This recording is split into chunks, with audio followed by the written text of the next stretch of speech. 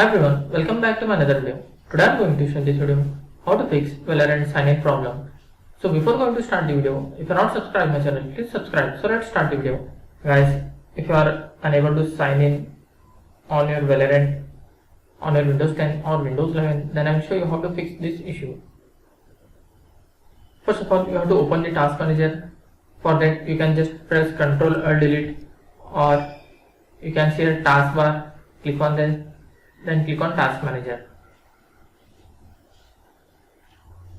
In this, you have to find Riot client. Suppose if this is your Riot client, right click on that, then click on End Task. So it's a default program, it will not close. For example, if this is your Riot client, then click on End Task. After that, just close this window. Click on Start menu, then type here Services. Click on the Services. In this, you have to find VGC. Just press V key.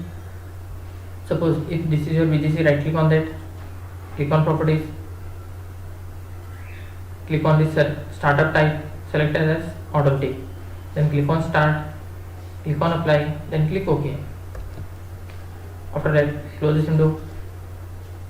Click on this search menu again, then type here Control Panel. Click on the Control Panel. Click on View as Category. Click on Network and Internet. Click on Network and Sharing Center. Click on Change Adapter Settings. Select the internet through which you are using. If you are using through Wi-Fi, you can select the Wi-Fi. If you are using through Ethernet, you can select this one. Just you have to right click on that, click on Properties,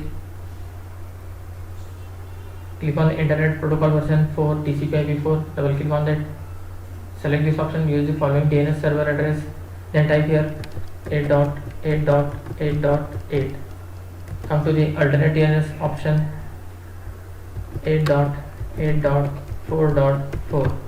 click on OK, click on OK, and close this window. After completion of this, once you have to restart your PC. After restarting, you can try open your Roblox. It will work perfectly.